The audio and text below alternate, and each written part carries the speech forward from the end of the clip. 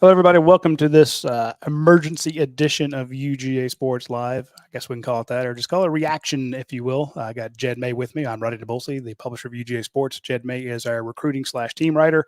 One of the best on staff, I guess. I was going to say in the business, but that's too much Yeah, credit. let's go with staff first. Then we can.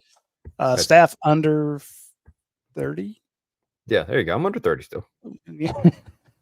No, we're glad to have Jed on here. Jed, we were this morning. We were given what we thought was the Georgia schedule, and we kind of sat on it. That apparently leaked out somewhere else, and we're like, okay, well, if it's going to leak out, and we're no longer trying to protect sources here at this point because somebody else has already put it out there. So we got to jump on it and put it out. I thought it was quite interesting. When I first looked at this, I thought, holy hell, this is a murderer's row. But then the more I looked at it, I'm like, hey, there's a couple very well placed bye weeks in there. But let's bring it up on the screen for people who haven't seen it yet. And let me zoom in a little bit here. Give me your initial thoughts there. Yeah, well, like you said, we knew who the opponents were going to be. We knew, which were home and which on the road. We knew Georgia was going to Alabama, to Texas, to Ole Miss. But like you said, when you actually see it on paper, Georgia has a bye week before the Alabama game. I'm sure Kirby Smart loves that. That 4-game stretch right there, I think it's at Alabama, Auburn at home, Mississippi State at home, at Texas. That's, the last week of September and, deep into October. And I think that's kind of your season-defining stretch because you book in that stretch with, arguably, I guess, probably your 2 hardest games of the season if Texas is anything close to what they were this year. And you get through that stretch, you've got the bye week, then you've got Florida, and then you finish at Ole Miss, and then your last 3 games are at home against Tennessee, UMass, and Georgia Tech. So early reaction, yeah, I mean, it's really tough. But like you said, those bye weeks, I think if Kirby Smart drew up this schedule, he would want those bye weeks where they are because you get your feet wet. You play Clemson in Atlanta in the Aflac kickoff game, the artist formerly known as the Chick-fil-A kickoff game. You play Tennessee Tech in Athens. You play at Kentucky. So you get your feet wet. You get a conference game. You get a road game. Clemson is going to be a neutral site game, probably a 50-50, 60-40 crowd. And then you hit the big time. You go Alabama, Auburn, Mississippi State, Texas. So, again, it's tough, but it's certainly it could have been worse. I'll say that. I mean, you could have thrown in at Alabama and then say at Tennessee and then at Texas in a 3-week span, something like that. It could have been the real Dolphins and the 85 Bears. And, yeah, exactly. It could have been Manchester United. Yeah, could have been a whole lot worse. So again, I think the season defining stretch is that stretch in the middle, and you look at it. Okay, I mean, if you split Alabama and Texas, at least. I mean, you look at I don't see any other game where Georgia would be an underdog. I mean, maybe the at Ole Miss game would maybe not an underdog, but pretty close points. You're a single digit favorite there, and it's going to be probably like 5.5, something like that. And then that'll be the 3:30 game, whatever the marquee TV slot is, maybe a night game. Like that one's going to be tough. Other than that, I mean, you're favored in, and I mean, there's a decent chance you're favored maybe against Alabama and Texas too. It's obviously so far away, we don't really know. But if you split those games, you win all the rest, which again is a lot easier said than done. You're 11-1. You're probably in the SEC championship game, I would imagine, and looking good to be in a 12-team playoff. So it's so far away, but again, it's going to be. If you're a Georgia fan that's going to get season tickets and go on these road trips, this is a heck of a road trip season with at Alabama, top 5 game probably, at Texas, first conference game. There as Georgia, I don't know if Georgia's ever played in Austin. That's a Patrick question, but and then at Ole Miss is a great road trip. So cool schedule. I know why you want to go to Ole Miss. Don't lie, man. Come on. I've never been to Ole.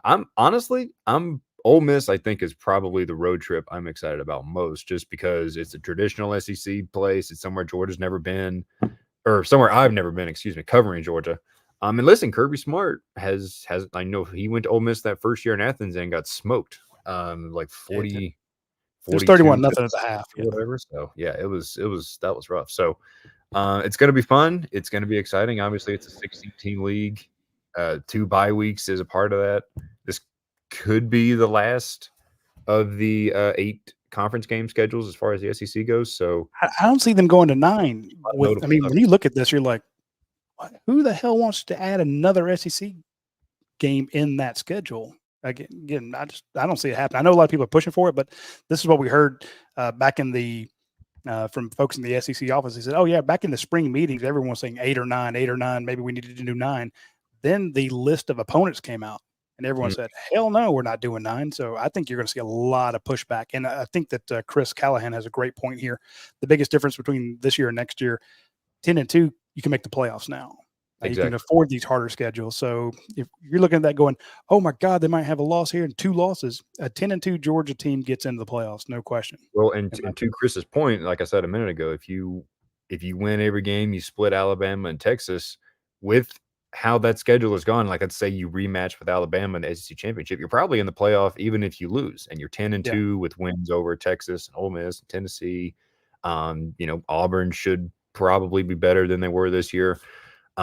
Mississippi State really couldn't be much worse than they were this year. Like I don't think they went to a bowl game, so yeah, I mean that's like you said, 12-team playoff changes the entire calculus where one loss doesn't kill you, and if you play a schedule like this, really even 2 losses don't kill you. Yeah, the to me the landmines in this there's 3. That Clemson game right off the bat. And I mean Clemson's not Clemson of old, but they're still first week of the season. You don't know what you're getting in them. They're Mhm, changing stuff around, and you're changing stuff around. mhm, Georgia's could lose a starting quarterback, 2 starting running backs, 4 offensive linemen, top 2 wide receivers, definitely mhm, top tight end, 4 defensive linemen, senior defensive linemen on the front. I mean, you could be people every time I say rebuilding, people lose their damn minds. Reloading your Georgia football team.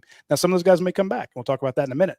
But my point is, don't just assume that Georgia's going to go out there and kick Clemson's ass. That's a tough game. I remember the last time that you beat them, it took a Chris Smith pick 6 to beat them. Granted, that was at a neutral location as well. But my point mhm. is, it's a little bit trickier. Then you're going at Kentucky. That could be a very tough place to play. And guess who you're going to be facing in week 1 more than likely? Brock Vandegrift. Vandegrift. Yep. He's pretty good. So you got to go to Kentucky in week 3 when you're trying to get, maybe you're breaking in a new quarterback, maybe not. Maybe you're still trying to get your feet, and you got to go on the road at Kentucky. That's gonna be tough. But week 4 at Alabama, that's a tough one there. I'm with you. And That then Kentucky game is interesting. If I could just jump in on that for a sec, because usually Georgia obviously plays them usually later in the year, and yeah. Kentucky it's Oh, uh, we can bet the horses.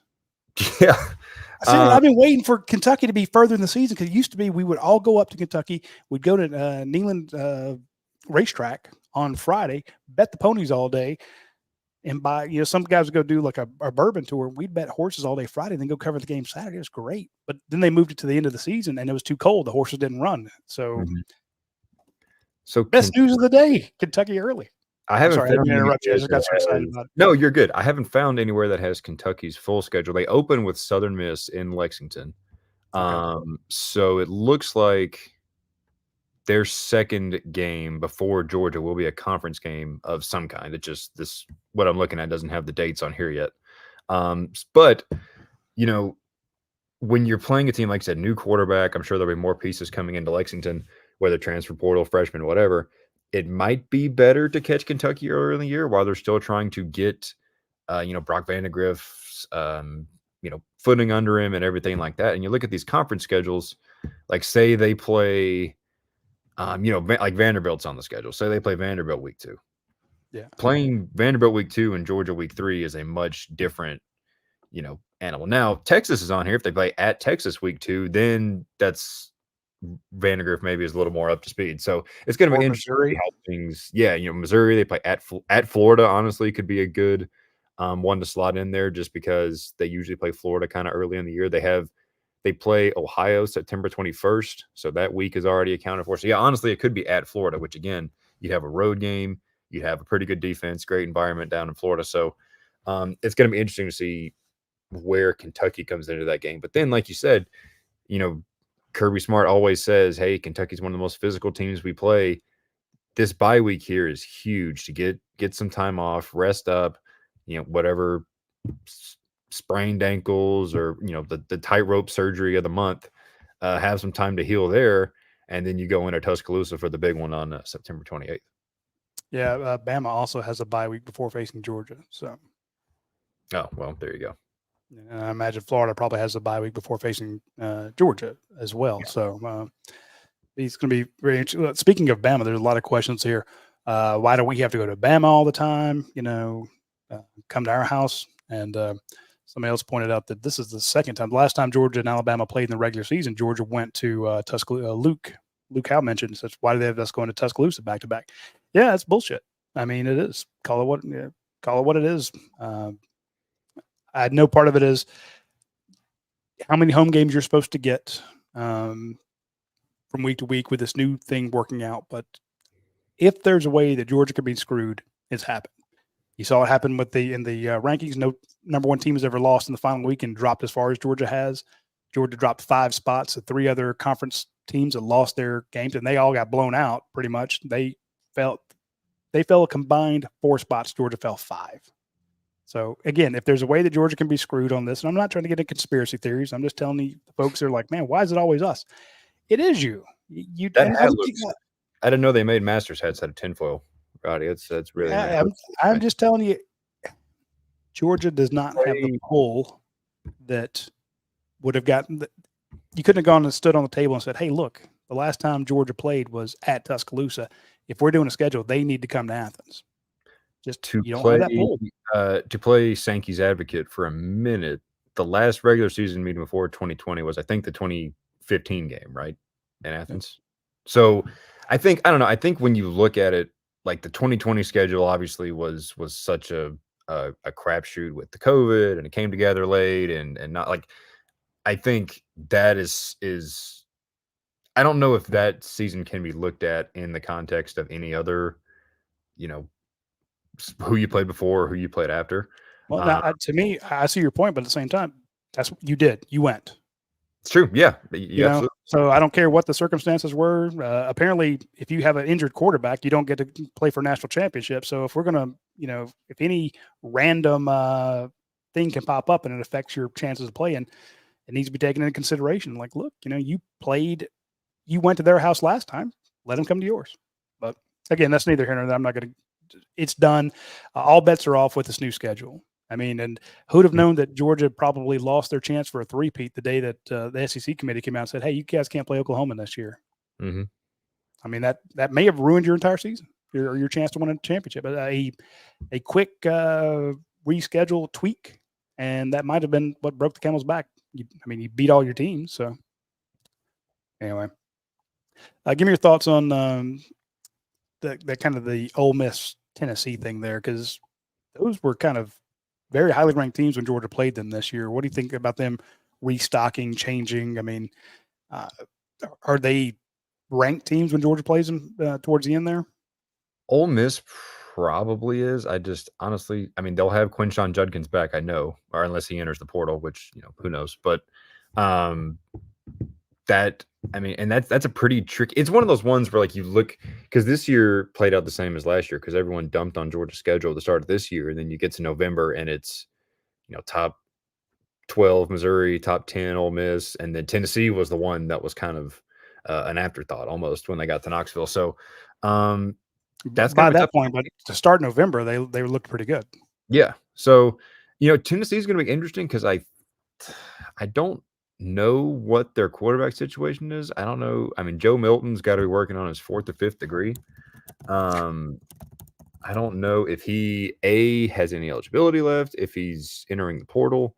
But then you've got Nico Iamaleava right behind him, who is the all-world everything. So it'll be interesting to see if he starts to begin the year, obviously, but if he's starting by the time that game comes around in November, because obviously Tennessee will have played Alabama by then. They'll have played, let's see who else Tennessee has on their schedule. Go to old trusty FBS schedules here, if they have any marquee non-conference games lined up. While you're checking that, I'm going to mention answer Brian's schedule. What is the Bama schedule? He says, I see they're playing Sisters of the Poor and the Academy of the Blind. Maybe. Here's the thing: we don't know what theirs is. This schedule was not supposed to come out until next week. We got a heads up on it this morning. Like, okay, and again, it was a situation where, look, sometimes you get privileged information and you have to sit on it until you can confirm it some other way or uh, find a way to protect your sources, so you can't run with it immediately because sometimes it's only one or two people that know it, and if you publish it, then if one person didn't give it to you and the only other person who knows it, then that's the one, So we were waiting, then all of a sudden it kind of leaked out, and we put it on here. But here's the thing: it has not done it for all the schools. This is Right. so I notified a bunch of our other publishers. Go, by the way, here's when Georgia faces Alabama. Here's when Georgia faces Kentucky, and they're all, hey, thanks for letting us know, because at least they can plug in one on their schedule. Tennessee's got a few in here. So they start off with Chattanooga and Knoxville, and then they have a 4-game stretch where they play NC State in the Dukes Classic in Charlotte. They play Kent State at home. Then they play at Oklahoma. Or no, okay, sorry, this Florida game's October. So 3-game stretch, North Carolina State, solid program, neutral site, Kent State, and then at Oklahoma. So we're going to know a lot about Tennessee probably in those first 3 or 4 weeks of the season, because there's, a non-zero chance they come out of that stretch 2-2, depending on how NC State looks. Like, I know they've got a lot of portal stuff going on as well. So, and Oklahoma at Oklahoma, that I wonder if that's Oklahoma's first. Looking at Oklahoma's schedule, that's going to be Oklahoma's first SEC game, because Oklahoma opens with Temple, Houston, and Tulane, according to FBSschedules.com. So Tennessee walking into, we saw how tough that was for Georgia in 2012. When you go into a place, first conference game, it's a buzzsaw no matter who the opponent is. And obviously Oklahoma is a team that took a big step forward this year. They don't have a quarterback currently with Dylan Gabriel, so they got to figure that out. But as far as Alabama, they play Western Kentucky. They get a return game from South Florida, and then they play. So, Roddy, you mentioned that Alabama has a bye before they play Georgia. They also, their game 2 weeks before is at Wisconsin at Camp Randall. So that is an interesting one. Don't see SEC teams go up there very much. So, but again, that's a program that's traditionally very physical. They want to run the ball. It's not going to be cold yet, so that's the time to go up there is in September. So let's see. This has Alabama playing. So Alabama ends the season, it looks like. They play at Oklahoma, and then they play Auburn in Tuscaloosa. That's how they end the season. So actually, I take that back. Their last 4 games at LSU, Mercer at home, obviously, at Oklahoma, and then Auburn at home. So that's a tough 4-game stretch for Alabama to close things out there.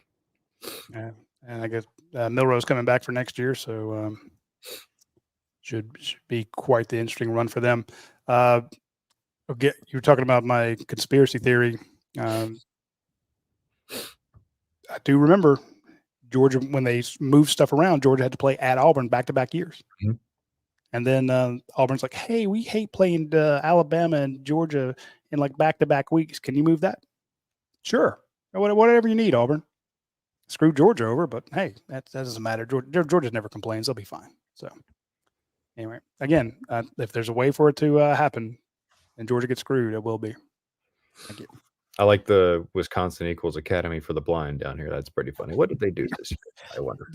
I'm old enough to remember when Wisconsin was good, and you didn't want to face them and Ron Dane and all, Melvin Gordon, Ronnie Ball. Yeah, a lot of fantasy running backs I've cycled through over the years. I came out of Wisconsin, so they are 7-5 this year, 5-4 in the old Big Ten. So they lost to Washington State. They lost a 15-6 thriller against Iowa. They had a 3-game losing streak here where they lost to Ohio State, Indiana, and Northwestern. Is kind of what sank their season here. So, they play LSU in their bowl game actually. So there's a little bit of SEC tie-in. So, and then like you said, you go off that. And that Texas game again is. I wonder what Texas's schedule looks like, because that is going to be. And again, we don't know, Roddy, correct? Like with the ESPN, the SEC on CBS, we don't know what the quote unquote number 1 game time slot is going to be. I don't. I never pay attention to that stuff. I just find out. Like we don't know if they'll keep it at 3:30 or if it'll be a night game or. or whatever. So Texas Texas plays Colorado State week 1. Then they play at Michigan week 2. Now That's very that could be a national championship rematch there in week 2. well. That's my point. Don't get off your thought, but I've thought of this 3 times and I keep forgetting to say it. Georgia goes on the road, and somebody mentioned playing at Alabama and at Texas. So you start out with at Kentucky, which is going to be tough. Your next road game is at Alabama, incredibly tough. Then you're going to play at Texas, and then at Ole Miss. So that's 4 road games that are just ridiculous. But having to play at Alabama and at Texas, that could be a national title. You're playing 2 of the 4 teams in the playoffs. Although you should be ahead of both of them in the playoffs, but that's neither here nor there. But that this is a tough schedule. But continue about Texas. What else have we got for close the ad? Texas has got a big. Oh, I'm on Oklahoma. I don't even know where I am anymore. Okay, Texas. I saw today, by the way, that Texas and Oklahoma signed a deal to keep the Red River game at the Cotton Bowl for a long time, so that's cool. I tell you, the Georgia-Florida game is not moving out of Jacksonville anytime soon. And I was the one who wrote, last year, year before, it's gone. Boy, I found out there's some people down there that are going to hold on that game come hell or high water. If we're looking at Texas's road schedule, granted, Texas has a game at Michigan, but Texas's road schedule in the league, you play at Arkansas, who was one of the worst teams in the league this year. You play at Vanderbilt. And you play at Texas A&M on the last weekend of the season. And granted, now you play. Looking at the schedule, I'm guessing that the Oklahoma game is technically a road game for Texas, but obviously that's at the Cotton Bowl in Dallas. So they got home games with Georgia, Florida, Kentucky, and Mississippi State. So if you're Texas, if you pull an upset over, and granted Texas could end up favored, whatever, but if you beat Georgia in Austin on October 19th, and all of a sudden you're looking at the rest of the schedule thinking we could run the table here, especially, Quinn Ewers might come back. There's all that kind of smoke. They certainly didn't do Texas dirty their first year in the league. I'll say that. And I'm telling you, Texas is going to come into the league and they're going to have the same pull that Alabama does. The pecking order, if you will, is going to be Texas and Alabama at the top, then Georgia, LSU, and everybody else a step below them. And then you get down to the South Carolinas, Kentuckys, and Ole Misses and such. But when it comes to, they bring a giant market there. And Oklahoma will probably be on that same level that Georgia is, but the conference will acquiesce to Texas and Alabama. That's their 2 marquee teams. And again, I'm not saying just because of where they're at in the playoffs this year. I'm just saying when you have that much clout, and clout matters. It's not the classes you take, it's the hands you shake, and that's they shake some big hands. So Oklahoma has road trips to Auburn, which weird things happen over there, as we all know. They go to LSU, they go to Missouri, and they play at Ole Miss as well. So that's a fairly tough. And again, I think this Texas game is a home game for Oklahoma. Just kind of doing the math here. So they've got home games with Tennessee, Alabama. Oklahoma, Alabama, November is going to be awesome, especially because I would imagine it's pretty cold in Oklahoma that time of year. That's going to be cool. Let's see, home with Tennessee, Alabama, and South Carolina. So now, if you look at Georgia's home schedule, because everyone says, everybody makes a big deal. What home games does Georgia get? Georgia's what are home games? Tennessee Tech is a wash. UMass is a wash. Auburn and Mississippi State back to back. Auburn obviously is the rivalry. It's back in October, which it's not November, but it's better than September anyway. Where that game belongs in November. Mississippi State, things are kind of up in the air with them. With Jeff Lebby taking over now, if they get a Dylan Gabriel or some big name transfer quarterback, that could be interesting to watch. And then you get Tennessee and Georgia Tech at home in November, which Tennessee, again, don't know exactly what they're going to look like. And then Georgia Tech, listen, man, I like what Brent Key is doing at Georgia Tech. I think he is doing a very good job there. They played Georgia, and, remember, they played Georgia pretty tough last year for about 2.5, 3 quarters, and, put up a good fight this year as well. So, but Georgia sat 4 starters and that's gave true. them 14 points. I'm with you though. But no, this is not. not a Jeff rollover Collins. joke. Yeah, exactly. It's not a rollover joke like it was for probably what 3-4 years there. So, as far as home schedules go, that's pretty solid. I It's can't weird. imagine. Go ahead. I was gonna say I can't imagine what Athens is going to be like at some point when Texas and Oklahoma make their first trips. That's gonna be awesome. I wonder if Roddy, if you wanna, I'm gonna see if Georgia what the series history is with those two, because since Patrick's not here to know these things. While you're looking that up real quick, I want to point out. I mean, in September, you get one home game, Tennessee Tech, because you play in at Clemson, Atlanta. You get Tennessee Tech, then you go at Kentucky, then it's a bye week. Then you go to at Alabama. So to start the season, you get on the September 7th as your one home game for Georgia. Then after you come back from Alabama, you get Auburn and Mississippi State, which is should be pretty good. Good contest there. Then again, you're gone. You go at Texas, bye week at Florida, go down to Jacksonville, and I'm sorry, and then you go at Ole Miss. So there's another month, between home games. So you had the one home game, then two home games, and then three: Tennessee, UMass, and Georgia Tech. So not a great schedule, but I mean, at least you got Tennessee, Auburn, and Mississippi State at home. So Georgia, Texas have played 5 times. Georgia is 1-4. They played a home and home in 1957, 1958. The Georgia version of that was played in Atlanta. I don't know where exactly that would have been. 1957, maybe. I'm sure it wasn't at Bobby Dodd, somewhere else in Atlanta. Georgia lost 26-7, and then they went to Austin the next year and lost 13-8. So, and then Georgia, they played in what I'm assuming is the Orange Bowl in Miami in 1948. They played in, of course, the 10-9 Cotton Bowl in 1983, and then they played in the Sugar Bowl a few years ago.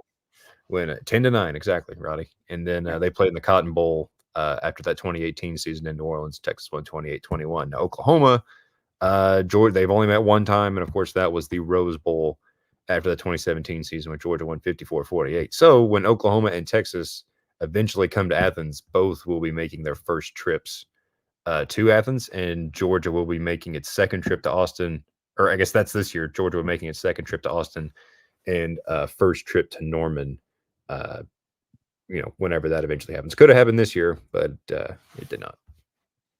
All right, so I think we've kind of exhausted the talk there about the schedule. Let's talk about who might be playing these games. Who do you think leaves early for the NFL? Well, it's hard to imagine Brock Bowers didn't leave early. We've heard a lot about how tough. Like this is not a thing that's talked to people close to him, and they're like, man, he really genuinely loves it here. He loves his teammates, his friends. It would be really hard on him to pass up another year with those guys, because Bowers is a guy, he lost his senior year of high school in California due to COVID. So those things mean a lot to him, and I think it's going to weigh into his decision. But at the end of the day, I think Kirby Smart and Todd Hartley are going to tell him, dude, we appreciate it. We get what you're saying. Do the smart thing and go pro. Like go to the combine, blow it up, and go be a top 10 pick. I think he goes. I think Ladd McConkey goes. He's just he has dealt with so many injuries that I think he should go and cash in now. You mentioned the defensive linemen are going to be going. Smile Mondon and Jamon Dumas-Johnson have decisions to make. Javon Bullard has a decision to make. Kamari Lassiter has a decision to make, but I think he probably goes. He could end up being a first round, early second round pick. But the big one is Carson Beck, and that's the one that's been up in the air. Brock Vandergrift going in the portal was kind of raising my brows and saying, "Oh, like does he know something we don't?" You posted a note on the board earlier today that there's momentum building for Beck to maybe come back, and obviously it goes without saying that would be huge, right? Because if Beck leaves, then you're going to go bebopping into Atlanta on August 31st, starting either with Gunnar Stockton making his first start, or you bring in a transfer guy, say, and he's making his first career start with this team. So Carson Beck is definitely the preferable scenario to those two. And again, you got so many the road environments you're going to be going in. Kentucky is going to be crazy. Alabama's nuts. Texas nuts. Ole Miss is probably going to be nuts. Like having Carson Beck there, who has dealt with playing at Auburn, has dealt with playing at Tennessee, would be huge, especially when you're replacing, Cedric Van Pran and Marius Mims, uh, Xavier Truss, Tate yeah, Xavier Ratledge. Truss, maybe Tate Ratledge, maybe a Marcus Rosemy who is the leader, Kendall Milton, Dejan Edwards. Like you're replacing so much, especially on that side of the ball, that having a quarterback return would be absolutely huge. So that would be the big one, I think, if he ends up coming back. Which again, it's starting to smoke signals are coming out that might be the direction he ends up taking, is coming back for another year, continuing to learn, continuing to get better, and then go to the NFL draft, the 2025 NFL draft. All right, so we put a note on the board at UGAsports.com. This is why you should be a member of UGA Sports, because you get the news first. You found out about the schedule first. You found out about some other stuff. Everything that we see is pointing towards Carson Beck coming back. The people we've spoken to in and around Butts-Mehre say that they believe he's coming back. He has not made it official. He's not made an announcement. And as you pointed out, Brock Vandegrift said, decided to go to Kentucky, or decided to transfer, regardless of what Carson Beck's decision was. So that, according to his dad this morning, that lets us know that, that didn't weigh into it. But if you get Carson Beck back, now someone hit me up a little while ago and said, "Hey, I hear that Ladd McConkey's thinking about staying." I'm like, it would be shocking, but because he could have gone last year. But if he does, so be it. There's a possibility Tate Ratledge comes back, which would also surprise the hell out of me. Marius Mims, no, he's gone. And as you said, Brock Bowers, we mentioned this on the post-game show. We do have a story in our admin that we haven't run yet because I just don't have the balls to do it. I mean, let's be honest. It's we've got a story written in there that you've put together where you spoke to people who talk about how hard a decision it is for Brock Bowers to leave.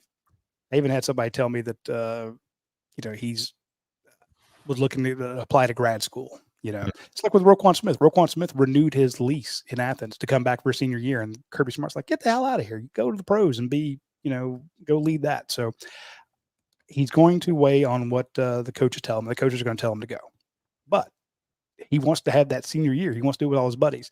But now with Brock Vandegrift going to Kentucky, one of his best friends, I think that's the straw that breaks the camel's back. But it will have been a tough decision for him. He really loves the idea of coming back and playing for Georgia. But if you can get Carson Beck back, if you could get Tate Ratledge back, you've already got a starting left tackle. You've got a couple starting left guards. You've got Monroe Freeling you put out there at right tackle. All you're really now worried about is a center. And all these road games become 1,000 times easier because you can run the ball. So they're looking at that London Humphreys kid, that wide receiver. He comes in. That replaces, Marcus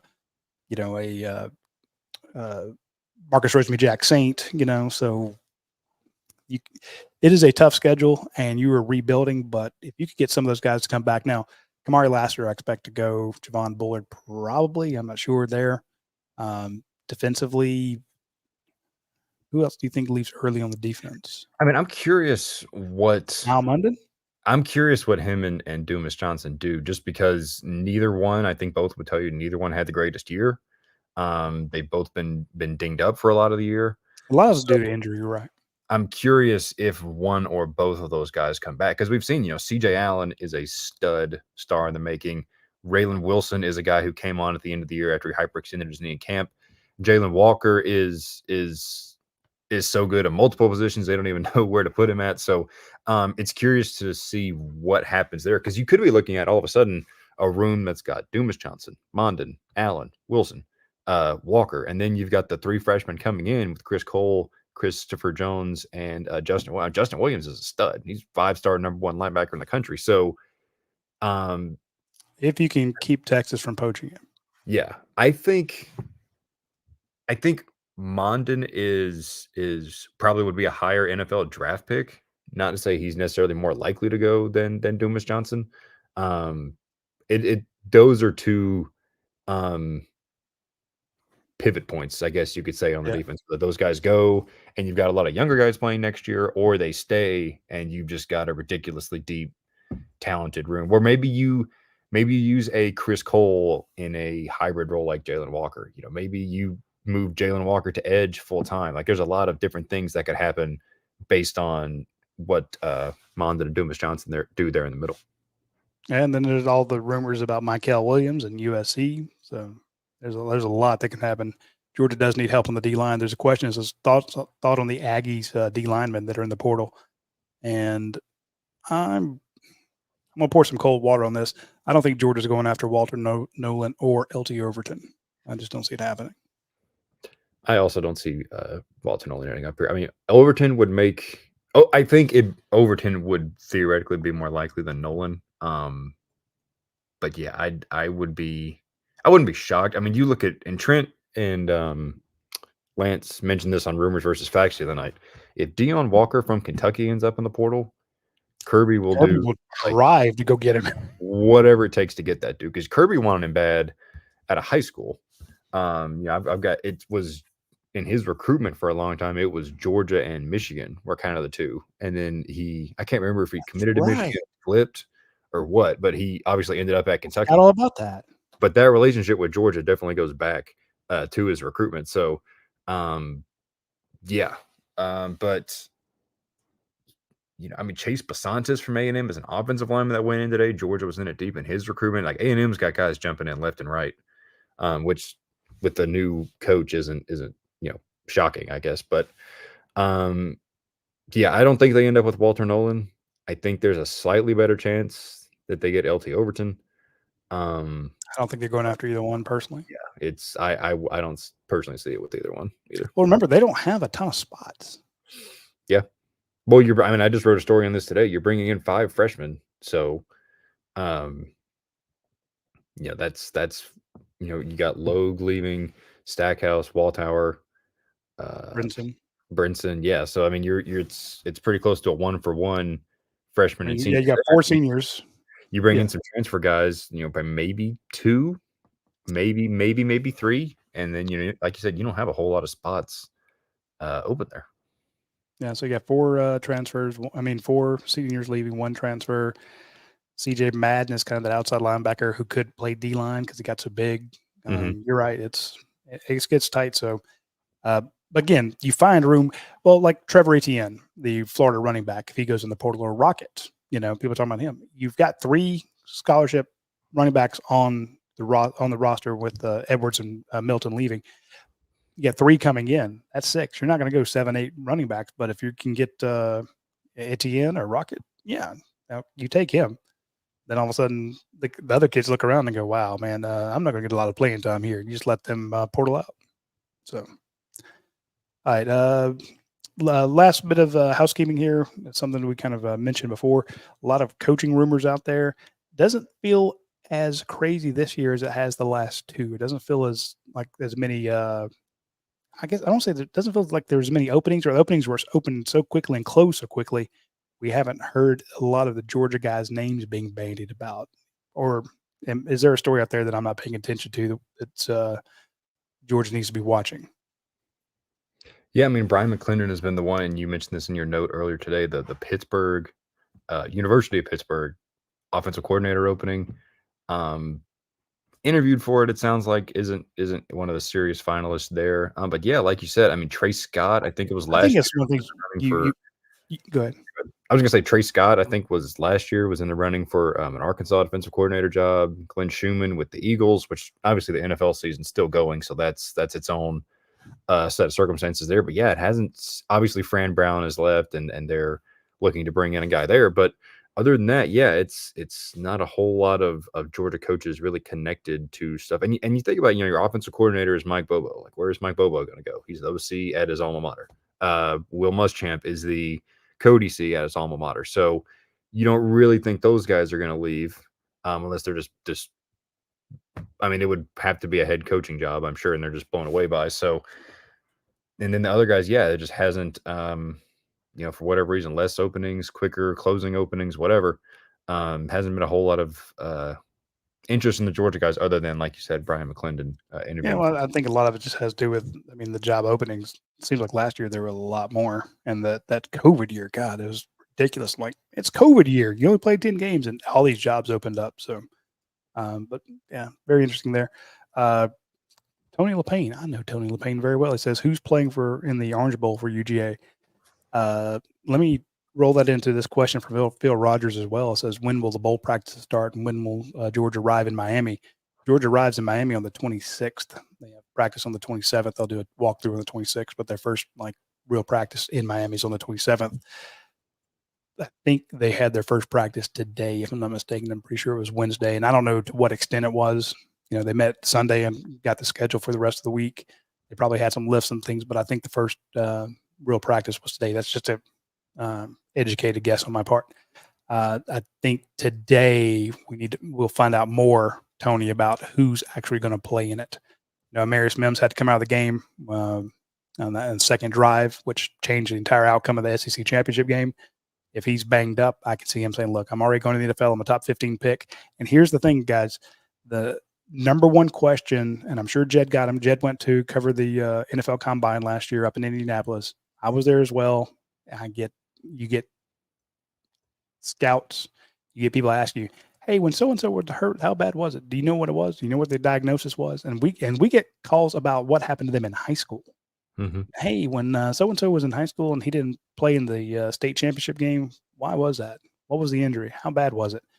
They look these guys over like they're thoroughbred horses, and they're just looking for anything that could disqualify them. So you really want to go into the NFL Combine as healthy as possible because, Jeb was there when he waited, 3 hours for a guy to show up, and he was just locked up in the medical unit because they only had one MRI machine and everybody was getting MRIs on everything. Mm-hmm. Yeah, it was. Once you get later in the week, it's a crapshoot if those guys are showing up. Yeah, and again, a lot of that is because they're being poked and prodded for medical reasons. So there could be a lot of guys. Anybody that might have any twinge or ding or something, I could see them sitting out because they want to be as healthy as possible for the combine, even though it's months down the road. You want to be able to, and again, you also have these private workouts. You have these pro days. You have these, they invite you to hey, come to our camp. Come to our campus, our workout facility, and work out for us. So that happens. Hey, Joshua Ivy says, I've been following you on Spotify at work. Didn't even know he was following us on Facebook. Good. So Tony says, yeah, they're a commodity. They are, and these people are investing a ton of money into them, millions. And of course, if I'm a college football player and I have a hairline fracture somewhere, I'm going to be damn sure to do my best to hide it. So, and they know that. We're going to one last thing here. Transfer portal. What was the news today? How many new guys are in there? Today is just Nyland Green. Defensive back Nyland Green has gone in. Reserve defense. He played in 23 games the last 2 years, mostly in special teams, backup DB. It's a loss to secondary depth. But again, you figure Dalen Everett and Julian Humphrey are probably the two, I guess, leaders in the clubhouse for the starting corner spots next year. Assuming Kamari Lassiter leaves, then you've got AJ Harris, you've got Daniel Harris, you've got Ellis Robinson coming in, who is the number one corner in the country. So, Nyland has been here for 3 years. He's kind of like Jackson Meeks. He's seen action occasionally. He's played really well on special teams, and now he's going to go, find greener pastures and get those cornerback opportunities that he's been looking for. So that's, more power to him. He's looking for more playing time at his position, and he's going to end up somewhere and do pretty well. Yeah, he's been passed on the depth chart. There's nothing to it. Same with some of these other guys. CJ Madden, I think, made it official today, although we listed him yesterday or the day before, if I'm mistaken, but he put out an announcement today. So, all right, folks, that's all the time we have for this week or for this emergency episode of UGA Sports Live. And I thank Jed for I know he's got a million things to do, but I appreciate him jumping on with me, and we appreciate all of you for dropping your questions in there. We'll talk to you later, maybe when some more news breaks. We'll see.